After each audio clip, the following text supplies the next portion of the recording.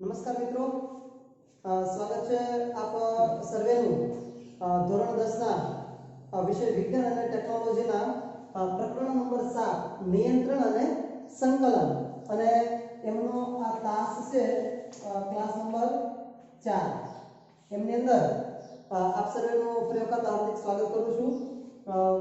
આગળ પણ આ પ્રકરણ વિશે આપણે ખૂબ જ સારી અને રસપ્રદ બધી વાતો કરેલી છે। એમની અંદર આપણે ખાસ કરીને મનુષ્યના જે ચેતાતંત્ર જે છે એની અંદર રહેલો ચેતાકોષ કઈ રીતે કાર્યરત થાય છે, પરાવર્તી ક્રિયા, પરાવર્તી કમાન, આ બધી બાબતોની ચર્ચા ખૂબ જ સારી રીતે કરી છે। હવે આજે આપણે એક એવો જ સરસ મજાનો ખૂબ જ આપણને આનંદ આવે અને કંઈક અલગ જાણવાની જિજ્ઞાસા થાય એવો એક મુદ્દો છે આપણે ભણવાના છીએ। जो आया कीधुं छे के मनुष्यना चेतातंत्रનું આયોજન જણાવી અને તેમના સામાન્ય કાર્યો જણાવો। તો આજે આપણે ભણવાનું છે કે મનુષ્યનું ચેતાતંત્ર ઈ કેવા પ્રકારનું આયોજન ધરાવે છે અને કેવા કેવા પ્રકારના કાર્યો કરે છે એમનો અભ્યાસ અત્યારે આપણે કરવાનો છે। તો જોઈએ કે મનુષ્યનું ચેતાતંત્ર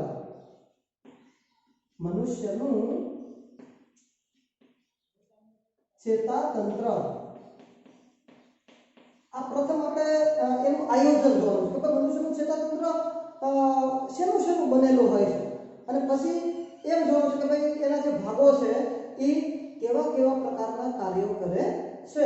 તો ચાલો મનુષ્યનું ચેતાતંત્ર, તો આ મનુષ્યનું જે ચેતાતંત્ર છે ને એ મુખ્યત્વે બે ભાગોનું બનેલું હોય। એક છે મધ્યસ્થ ચેતાતંત્ર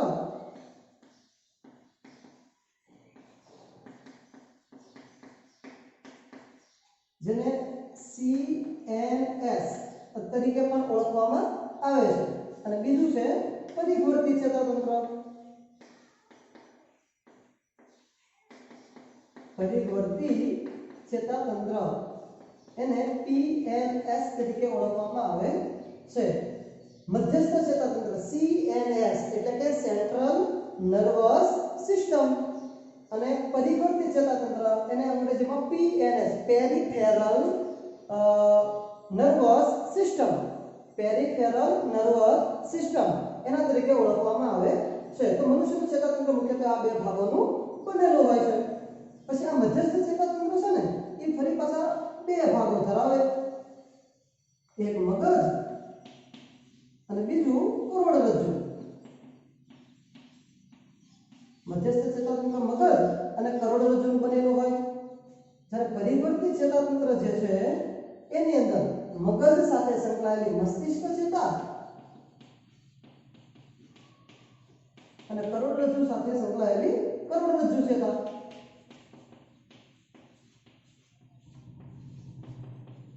એમનો સમાવેશ થાય છે। તો આવું આખું આપણા મનુષ્યનું જે ચેતાતંત્ર છે ને એનું આખું આ પ્રકારનું આયોજન હોય છે। હવે આપણે એવું કીધું જો મનુષ્યના ચેતાતંત્રનું આયોજન જણાવો, તો આનું આયોજન શું? હવે શું કીધું છે? તેમના સામાન્ય કાર્યો જણાવો। તો ચાલો હવે આપણે જોઈએ એના સામાન્ય કાર્યો। સામાન્ય કાર્યો તો મનુષ્યનું જે ચેતાતંત્રના ભાગો છે એ કેવા કેવા પ્રકારના કાર્યો કરતું હોય છે એનો અભ્યાસ આપણે કરીએ। તો જો જે મધ્યસ્થ ચેતાતંત્ર છે ને CNS એ શું કામ કરે? તો કે બાહ્ય પર્યાવરણ અને શરીરના બધા ભાગો જે હોય ને એમાંથી માહિતીને એકત્રિત કરે, એટલે કે એનું સંકલન કરવાનું કાર્ય કરે છે। તો આ લખી શકાય કે CNS એ બાહ્ય પર્યાવરણ અને શરીરના ભાગોમાંથી માહિતી અથવા તો સંદેશો પણ કહી શકાય, માહિતીને એકત્ર કરી તેનું સંકલન કરે છે।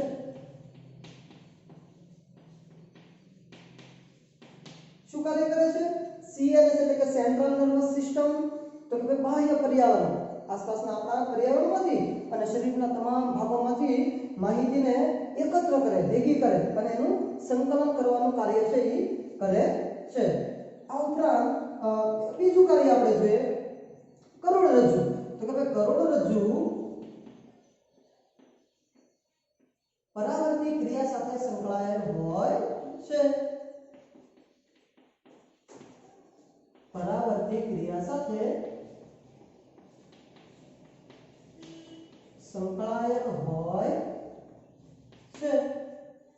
તો આ કાર્ય કોણ કરે? કરોડરજ્જુ। કઈ ક્રિયા સાથે?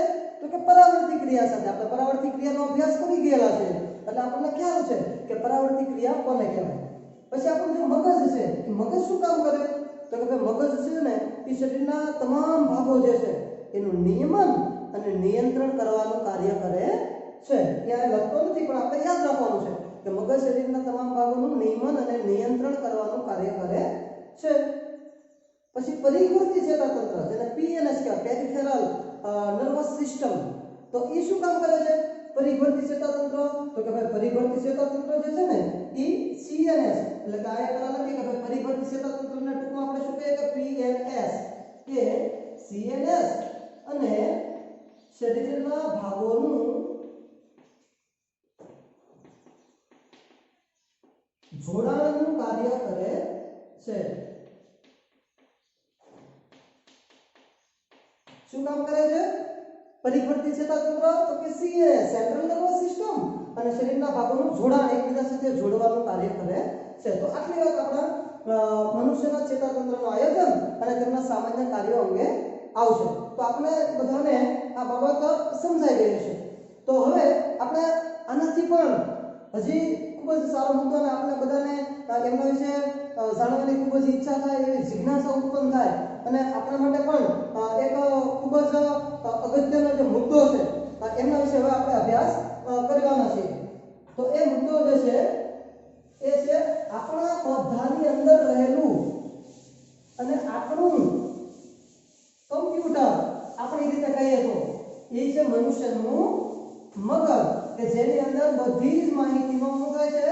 સંગ્રહ થાય છે અને એ બધી માહિતી આપણે જ્યારે જરૂર પડે ને ત્યારે બધી માહિતી છે એને આપણે ઉપયોગમાં લઈએ છીએ। તો એવો મુદ્દો આપણે અત્યારમાં ભણવાના છીએ જેનું નામ છે મનુષ્યનું મગજ, માનવ મગજ।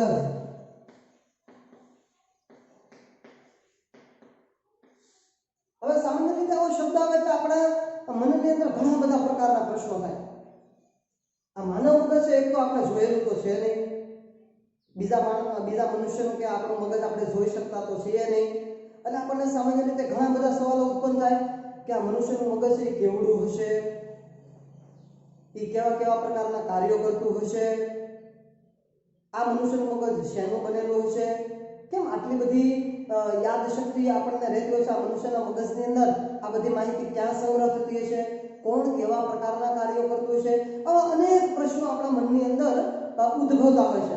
તો ચાલો આ બધા જ પ્રશ્નોનું સોલ્યુશન આપણે આ મુદ્દાની અંદર કરવાના છે। તો બધા ધ્યાનથી જોજો કે ભાઈ મનુષ્યનું મગજ છે કેવા કેવા પ્રકારના કાર્યો કરે છે અને કઈ રીતે એની રચના થયેલી હોય છે તે। તો ચાલો જોઈએ મનુષ્યનું મગજ। તો સામાન્ય રીતે એવું કહેવાય છે કે ભાઈ મનુષ્યનું જે મગજ છે ને એમાં ખાસ કરીને જે પુખ્ત વ્યક્તિનું મગજ હોય ને એનું વજન છે ને એ 1350 ગ્રામ જેટલું હોય। કેટલું હોય છે? 1350 ગ્રામ। પુખ્ત વ્યક્તિના મગજનું વજન 1350 ગ્રામ જેટલું હોય છે। આ ઉપરાંત વૈજ્ઞાનિકોએ એક તારણ કાઢ્યું છે અને એના આધારે એમણે કહ્યું છે કે હવે જે પ્રત્યેક મનુષ્ય હોય ને આપણે બધા સામાન્ય જે બધા મનુષ્યો બરાબર તે બધા જ મનુષ્યનું જે મગજ છે ને એ માત્ર ને માત્ર 10% કાર્યરત હોય છે, એટલે કે 10% જ કામ કરે છે। 10% થી વધારે જે વ્યક્તિનું મગજ કામ કરતું હોય છે ને એ વ્યક્તિ છે ને આ દુનિયાની ટેલેન્ટ વ્યક્તિ, ખૂબ જ હોશિયાર, તેજસ્વી વ્યક્તિ તરીકે છે ઓળખાતી હોય છે। તો આપણા બધાનું મગજ છે સામાન્ય રીતે કેટલા ટકા કાર્ય કરે છે? તો કે 10% જેટલું જ કાર્ય કરે છે લો। અને જો આનાથી વધારે કાર્ય કરે તો એ વ્યક્તિ ખૂબ જ યાદ રાખી શકે છે। તો તમે વિચારો કે જો આપણું મગજ છે એ 50% જેટલું કાર્ય કરતું હોય તો આપણને દુનિયાની કોઈ પણ માહિતી છે એ આપણે સરળતાથી છે એ યાદ રાખી શકીએ છીએ અને લાંબા સમય સુધી પણ તેમને યાદ રાખી શકીએ છીએ। તો આ વાત છે મનુષ્યનું મગજ। હવે વિશેષ અભ્યાસ કરીએ ભાઈ મનુષ્યનું મગજ જે છે એમના વિશે જો આ મનુષ્યનું મગજ છે ને એ અલગ અલગ ભાગોનું બનેલું હોય. મનુષ્યનું મગજ શું હોય છે? અલગ અલગ ભાગોનું બનેલું હોય છે. તો એ કયા કયા પ્રકારના ભાગોનું બનેલું હોય છે એમના વિશે આપણે પહેલા જોઈએ. કે ભાઈ મનુષ્યનું મગજ મુખ્યત્વે છે ને 3 ભાગોનું બનેલું હોય. એક અગ્ર મગજ એટલે કે મગજનો આગળનો ભાગ, મધ્ય મગજ એટલે કે મગજનો મધ્યનો ભાગ, વચ્ચેનો ભાગ અને પશ્ચ મગજ એટલે કે મગજનો પાછળનો ભાગ. તો મગજ મુખ્યત્વે આ 3 ભાગોનું બનેલું હોય છે. હવે આ ત્રણેય ભાગોની અંદર પણ અલગ અલગ વિશેષતાઓ છે એ સમાયેલી હોય છે. તો એનો જોઈએ કે અગ્ર મગજ જે છે ને એ મુખ્યત્વે પાછું 3 ભાગોનું બનેલું હોય. એક બૃહદ મસ્તિષ્ક, બીજો ભાગ છે થેલામસ અને ત્રીજો ભાગ છે હાઇપોથેલામસ. તો અગ્ર મગજના 3 ભાગો છે: બૃહદ મસ્તિષ્ક, થેલામસ અને હાઇપોથેલામસ. જ્યારે મધ્ય મગજ એક ભાગનો બનેલો હોય છે જેનું નામ છે સતુષ્કાય. અને પશ્ચ મગજ પણ 3 ભાગોનો બનેલો હોય છે. એક છે અનુમસ્તિષ્ક, બીજું છે પોન્સ એટલે કે સેતુ.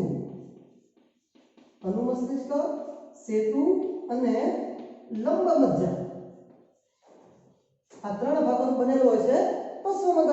તો મગજના 3 ભાગો અગ્ર મગજ, મધ્ય મગજ અને પશ્ચ મગજ. અને એમાં કોનો કોનો સમાવેશ થાય? તો કે ભાઈ બૃહદ મસ્તિષ્ક અગ્ર મગજમાં, થેલામસ અને હાઇપોથેલામસ, મધ્ય મગજમાં સતુષ્કાય અને પશ્ચ મગજમાં અનુમસ્તિષ્ક, પોન્સ એટલે કે સેતુ અને લંબ મજ્જાનો સમાવેશ થાય છે. તો ચાલો જોઈએ કે ભાઈ મગજના બધા ભાગો છે એ કઈ કઈ રીતે કાર્યરત હોય છે, કેમ કાર્ય કરે છે. તો એના આધારે આપણને છે આપણા મગજની સંપૂર્ણ રચના વિશેનો ખ્યાલ આવી જશે. તો સૌપ્રથમ આપણે જોઈશું અગ્ર મગજ વિશે કે ભાઈ અગ્ર મગજ છે એ કેવા કેવા પ્રકારના કાર્યો કરે છે. જો અગ્ર મગજના કેટલા ભાગ છે ભાઈ? તો કે બૃહદ મસ્તિષ્ક, થેલામસ અને હાઇપોથેલામસ આ 3 ભાગ છે. તો જોઈએ સૌપ્રથમ બૃહદ મસ્તિષ્ક વિશે. આમાં આપણે ખાસ કરીને થેલામસ અને હાઇપોથેલામસ વિશે કંઈ અભ્યાસ કરવામાં આવતો નથી, પણ એના નામ અને ભાગના નામ પાસે યાદ રાખવાના હો. વાત આપણે કરવાની છે બૃહદ મસ્તિષ્ક વિશે. તો એનો અભ્યાસ કરીએ. તો કે ભાઈ બૃહદ મસ્તિષ્ક છે ને એ મગજનો સૌથી મોટો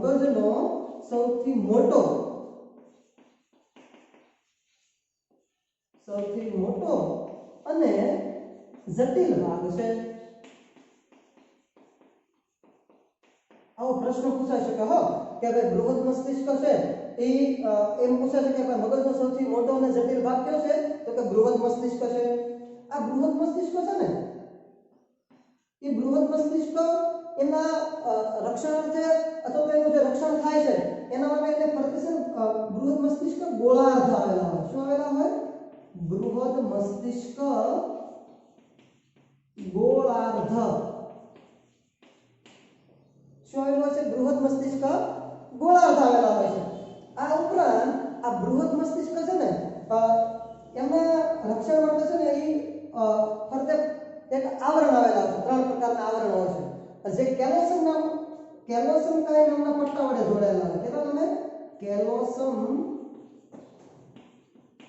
કાય નામનો પટ્ટો છે. આ પટ્ટાનું નામ છે કે એનો ફરતે 3 એના રક્ષણ માટે ફરતે 3 આવરણ આવેલા હોય. એ કેલોસમ કાય નામના પટ્ટા વડે છે એ જોડાયેલા હોય છે. અને આ ઉપરાંત એમની વચ્ચે જે અવકાશ હોય ને એટલે કે જગ્યા હોય ને એની અંદર એક જળ આવેલું હોય છે. એને કહેવાય મસ્તિષ્ક મેરુજળ. શું કહેવાય? મસ્તિષ્ક મેરુજળ. આ મસ્તિષ્ક મેરુજળ આવેલું વચ્ચે જે અવકાશ હોય ને એમની અંદર. તો આ મસ્તિષ્ક મેરુજળ શું કામ કરે? તો કે ભાઈ આપણા મગજની અંદર જે આંચકો આવે ને એ આંચકા સામે રક્ષણ આપવાનું કામ છે ને એ આ મસ્તિષ્ક મેરુજળ દ્વારા થાય. જો એ સામાન્ય રીતે આપણે જોઈ લઈએ તો આ એક પ્રકારનું પ્રવાહી છે. હવે આપણે કોઈ નદી હોય કે નદીની અંદર ગમે એટલી તીવ્રતાથી પથ્થર નાખીએ તો શું થાય છે? પથ્થરની ગતિ છે એ અવરોધાય છે અને ત્યાં એટલી ગતિએથી પથ્થર છે નદીની અંદર પ્રવેશતો નથી પાણીની અંદર, કેમ કે એના આંચકા સામે રક્ષણ આપે. એ જ રીતે આપણા મગજની અંદર પણ આ મસ્તિષ્ક મેરુજળ છે ને એ બહારથી આવતા જે આંચકાઓ હોય ને એમની સામે રક્ષણ આપવાનું કાર્ય છે એ કરતું હોય છે. તો આ છે બૃહદ મસ્તિષ્ક. હવે આ બૃહદ મસ્તિષ્ક છે ને એની અંદર હોય છે અલગ અલગ પ્રકારના ખંડો આવેલા હોય છે, 4 પ્રકારના ખંડો, અને એમની રચનાઓ છે એ આની અંદર સમાવિષ્ટ થયેલી છે. તો ચાલો જોઈએ બૃહદ મસ્તિષ્કની અંદર આવેલા વિવિધ ખંડો. આટલી માહિતી તમને યાદ રહી ગઈ છે કે ભાઈ બૃહદ મસ્તિષ્ક છે એ મગજનો સૌથી મોટો અને જટિલ ભાગ છે અને તે કેવા કેવા પ્રકારના કાર્ય કરે છે. તો હવે બૃહદ મસ્તિષ્કની અંદર આવેલા 4 પ્રકારના ખંડો વિશે. એમાં પ્રથમ જે ખંડ છે ને આ ખંડ છે, ખંડ અથવા તો એને વિભાગ પણ કહી શકાય. આ બૃહદ મસ્તિષ્કની વાત કરી રહ્યા છીએ હો આપણે. તો એના 4 ખંડો. એમાં પહેલું છે અગ્ર કપાલી ખંડ, અગ્ર કપાલી ખંડ. બીજું છે મધ્ય કપાલી ખંડ,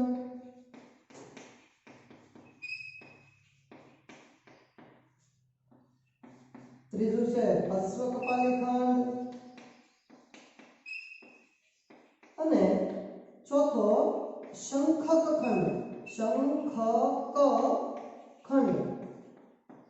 આ 4 ખંડો છે ને એ બૃહદ મસ્તિષ્કની અંદર. જો અહીંયા બરાબર ધ્યાન આપો, આ ખૂબ જ અગત્યનો પ્રશ્ન છે અને પરીક્ષાની અંદર વારંવાર પૂછાયેલા પ્રશ્નો છે આ બધા, અને આના બધાના કાર્યો પણ ખાસ પૂછાય છે પરીક્ષામાં. એટલે બરાબર સમજીએ કે અગ્ર કપાલી ખંડ, મધ્ય કપાલી ખંડ, પશ્વ કપાલી ખંડ અને શંખક ખંડ કેવા કેવા પ્રકારના કાર્યો કરે છે. એમાં સૌપ્રથમ છે અગ્ર કપાલી ખંડ. તો અગ્ર કપાલી ખંડનું કાર્ય શું? તો કે વિચાર, વાણી અને યાદ શક્તિ જેવી ક્રિયાઓનું નિયમન અને નિયંત્રણનું કાર્ય કોણ કરે છે? તો કે અગ્ર કપાલી ખંડ કરે છે. પછી મધ્ય કપાલી ખંડ, તો કે તે ગંધ, સ્પર્શ અને તાપમાન જેવી ક્રિયાઓનું નિયમન અને નિયંત્રણ કરવાનું કામ કરે છે. પછી પશ્વ કપાલી ખંડ, તો કે તે દ્રષ્ટિ સંવેદનાઓ સાથે સંકળાયેલ છે. દ્રષ્ટિ સંવેદના એટલે આપણે જે જોવાની ક્રિયા છે ને એમની સાથે પશ્વ કપાલી ખંડ સંકળાયેલ છે. શંખક ખંડ, તો તે શ્રવણની ક્રિયા સાથે સંકળાયેલ છે. આપણે જે કંઈ સાંભળીએ છીએ એ બધું કોના આધારિત છે? તો કે શંખક ખંડ. તો જો બૃહદ મસ્તિષ્ક જે છે ને, બૃહદ મસ્તિષ્ક ગોળાર્ધ, એના આ 4 ખંડો છે. અગ્ર કપાલી ખંડ, મધ્ય કપાલી ખંડ, પશ્વ કપાલી ખંડ અને શંખક ખંડ. અગ્ર કપાલી ખંડ શું કામ કરે? તો કે વિચાર, વાણી અને યાદ શક્તિની ક્રિયાઓનું નિયમન અને નિયંત્રણ કરે. મધ્ય કપાલી ખંડ ગંધ, સ્પર્શ અને તાપમાન જેવી ક્રિયાઓનું નિયમન અને નિયંત્રણ કરે. પશ્વ કપાલી ખંડ છે એ દ્રષ્ટિ સંવેદનાઓ સાથે સંકળાયેલ છે. જ્યારે શંખક ખંડ જે છે એ શ્રવણની ક્રિયાઓ સાથે સંકળાયેલ છે. તો આટલી માહિતી આની અંદર આવે. તો આમાં એવા પ્રશ્નો પૂછાઈ શકે કે ભાઈ અગ્ર મગજ વિશે સમજૂતી આપો. તો અગ્ર મગજ વિશે સમજૂતી આપો એમ પૂછાય તો આપણે શું કહી શકીએ? તો કે અગ્ર મગજ છે ને એ મુખ્યત્વે 3 ભાગોનો બનેલો હોય. બૃહદ મસ્તિષ્ક, થેલામસ અને હાઇપોથેલામસ. અને એમાંથી આપણે બૃહદ મસ્તિષ્કની સંપૂર્ણ સમજૂતી આપવી પડે કે ભાઈ બૃહદ મસ્તિષ્ક કેવા કેવા પ્રકારના ભાગો ધરાવે છે અને બધા એના ખંડો છે એ કેવા કેવા પ્રકારના કાર્યો કરે છે. એ બધાની માહિતી છે એ આપણે અગ્ર મગજની અંદર છે આપવાની હોય છે. પછી આટલી માહિતી આપણે અગ્ર મગજની અંદર આવશે. પછી બીજો મગજનો ભાગ કયો છે? તો કે મધ્ય મગજ. તો ભાઈ મધ્ય મગજની અંદર તો કોઈ વિશેષ માહિતી આવતી નથી. એ મધ્ય મગજ શું કામ કરે? તો કે ભાઈ મધ્ય મગજ જે છે ને એ ચતુષ્કાય સાથે સંકળાયેલું એનો ભાગ છે ને ચતુષ્કાય. તો કે ભાઈ ચતુષ્કાય સાથે સંકળાયેલ વિવિધ કાર્યોનું નિયમન અને નિયંત્રણનું કાર્ય કોણ કરે? મધ્ય મગજ. ચતુષ્કાય સાથે સંકળાયેલ વિવિધ કાર્યોનું નિયમન અને નિયંત્રણનું કામ મધ્ય મગજ દ્વારા થાય છે. હવે એક મગજનો ભાગ વધ્યો, એ કયો છે? પશ્વ મગજ. તો ચાલો જાણીએ પશ્વ મગજ વિશે.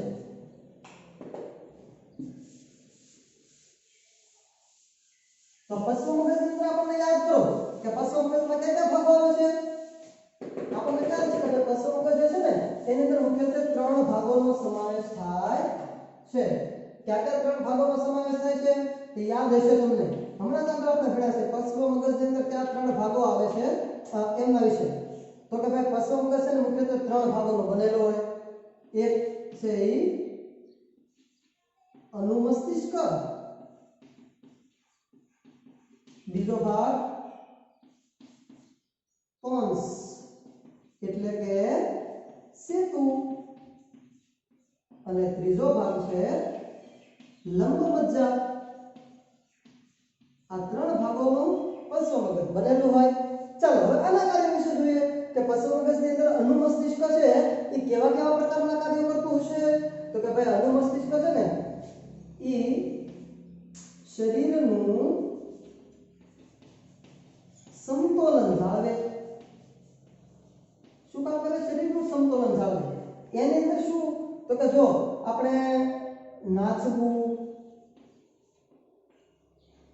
પછી દોડવું, સાયકલ ચલાવવી,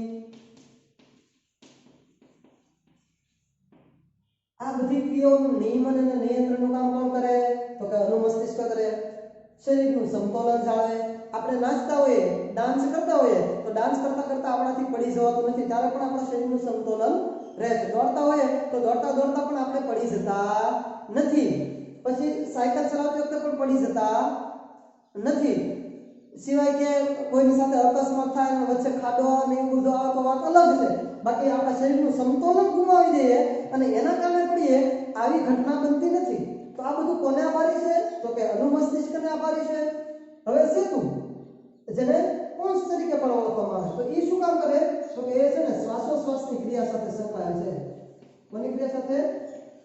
શ્વાસોશ્વાસની ક્રિયા સાથે સંકળાયેલ છે. કોણ? સેતુ. શ્વાસોશ્વાસ. શ્વાસોશ્વાસ એટલે શું? જો શ્વાસોશ્વાસનો અર્થ સમજો બરાબર. શ્વાસોશ્વાસ, શ્વાસોશ્વાસ એટલે માત્ર શ્વાસ લેવો આટલું નહીં. શ્વાસોશ્વાસ એટલે શ્વાસ લેવો અને શ્વાસ છોડવો, આખી જે ક્રિયા છે એ શ્વાસોશ્વાસ તરીકે ઓળખાય છે. હવે વધ્યું છે લંબ મજ્જા. તો લંબ મજ્જા શું કામ કરે? તો કે એ વિવિધ અનૈચ્છિક ક્રિયાઓ, અનૈચ્છિક ક્રિયાઓ, અનૈચ્છિક ક્રિયાઓ એટલે શું? તો કે આપણા ઈચ્છા વિરુદ્ધની જે ક્રિયાઓ થાય એ બધી અનૈચ્છિક ક્રિયાઓ આવે. એની અંદર દાખલા તરીકે શું કહી શકાય? તો કે હૃદયના ધબકારા,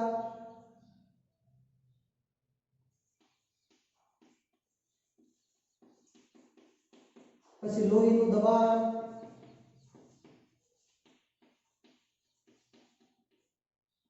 પછી એની અંદર પણ શ્વાસોશ્વાસની ક્રિયા આવી જાય. આ બધી જે અનૈચ્છિક, આપણે હૃદયના ધબકારા તો આપણે બંધ, માત્ર 2 મિનિટ સુધી હૃદયના ધબકારા બંધ કરી દેવા તો બંધ થાય? બંધ થશે નહીં. અને જો બંધ થાય તો આપણે પણ બંધ થઈ જઈએ, કેમ કે એ તો કેવી ક્રિયા છે? અનૈચ્છિક, આપણી ઈચ્છા ન થાય ને એવી ક્રિયા છે. પછી લોહીનું દબાણ, મારું ઘડીક મારા અમુક સમય સુધી મારા શરીરની અંદર જે લોહીનું પરિભ્રમણ થાય છે, પરિભ્રમણ જે કંઈ થાય છે, વહન થાય છે, એ મારે બંધ કરી દેવું છે. ચાલો, તો બંધ થશે નહીં થાય. એ કેવી ક્રિયા છે? અનૈચ્છિક ક્રિયા છે. અને આ અનૈચ્છિક ક્રિયા કોણ કરે છે? તો કે લંબ મજ્જા કરે છે. આ ઉપરાંત લંબ મજ્જા બીજું પણ કાર્ય કરે. આ સિવાય બીજું કેવા પ્રકારના કાર્યો કરતો છે? તો કે ભાઈ છીંક, ગળવું, પછી ઉલટી કરવી, આ બધી ક્રિયાઓનું નિયમન અને નિયંત્રણનું કાર્ય પણ કોણ કરે છે? તો કે લંબ મજ્જા દ્વારા થાય છે. તો પશ્વ મગજની અંદર આટલી માહિતી આવશે. પશ્વ મગજના 3 ભાગ: અનુમસ્તિષ્ક, સેતુ, લંબ મજ્જા, અને ત્રણેય છે કેવા પ્રકારના વિશિષ્ટ કાર્યો કરે છે એમના વિશેની સમજ આપણે પ્રાપ્ત કરી છે. તો આ છે આપણું મનુષ્યનું મગજ, જે અત્યારે આપણે જોયું નથી, પણ મનુષ્યના મગજની અંદર જો આવા ભાગો હોય છે ને બધા છે આવા પ્રકારના કાર્યો કરે છે. હવે આપણને ખબર પડી ગઈ છે, સમજણ પ્રાપ્ત થઈ ગઈ હશે કે ભાઈ મનુષ્યનું મગજ ખરેખર શેનું બનેલું છે અને એની અંદર રહેલા ભાગો કેવા પ્રકારના વિશિષ્ટ કાર્યો કરે છે. એમ છતાં પણ હજુ આ મનુષ્યના મગજને આપણે એક વિડિયો સ્વરૂપે જોઈએ કે જેથી કરીને આપણને ખ્યાલ આવે કે ભાઈ મનુષ્યનું મગજ હકીકત કઈ રીતે કાર્ય કરે છે. તો આ વિડિયો નિહાળો અને વિડિયોના આધારે પણ આપણે વિશેષ માહિતી મેળવીએ. फिर भी ये किसी वयस्क के शारीरिक भार का सिर्फ 2% ही है। हालांकि मस्तिष्क हमारे शरीर की 20% ऊर्जा का उपयोग करता है, क्योंकि ये किसी सुपर कंप्यूटर जैसा है। यह महत्वपूर्ण अंग खोपड़ी के अंदर सुरक्षित रहता है। मस्तिष्क के 3 मुख्य भाग होते हैं: अग्र मस्तिष्क या प्रोजेंसेफेलॉन,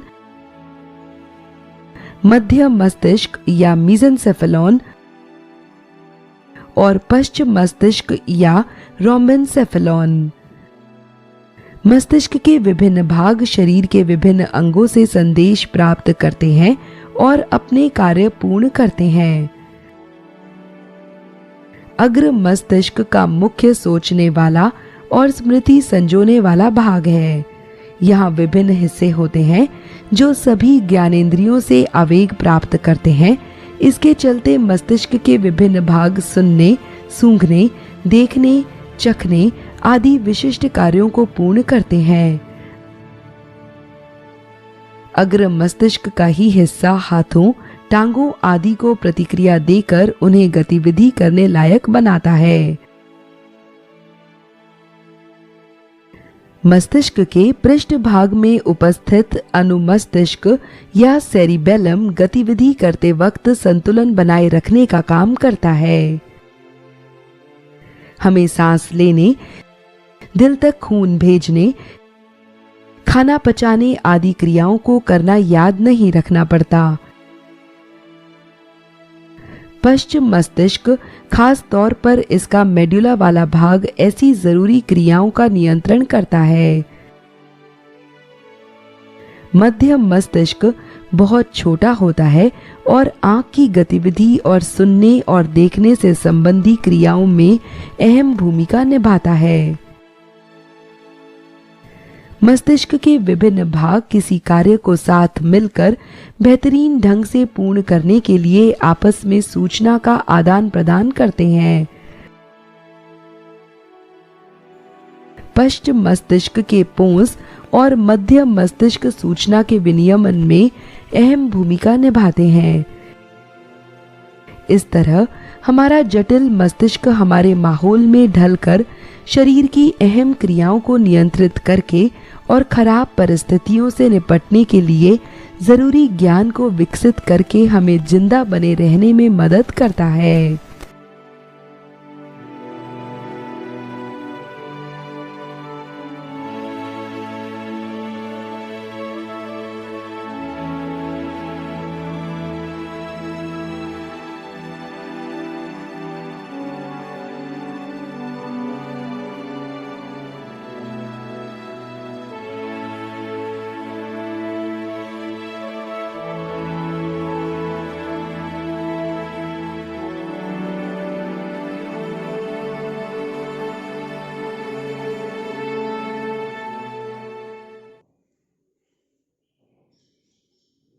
ચાલો દોસ્તો, તો વિડીયોના જોઈને તમને પૂર્ણ સમજ આવી ગઈ છે કે હવે મનુષ્યનું મગજ છે કઈ કઈ રીતે કાર્ય કરે છે, એના ભાગો કેમ કાર્ય કરે છે, આ સંપૂર્ણ માહિતી તમે આ વિડીયોની અંદર નિહાળી છે। તમને બધાને ખૂબ જ મજા આવી છે અને મુદ્દાઓ પણ ખૂબ જ સારી રીતે સમજાયા હશે। હવે આજના તાસની અંદર આપણે એટલે સુધી અટકીએ છીએ। આનાથી પણ વિશેષ માહિતી આ પ્રકરણની નિયંત્રણ અને સંકલનની મેળવવા માટે આપણે આગળનો વિડીયો પણ જોવાનું ચૂકશો નહીં। અસ્તુ।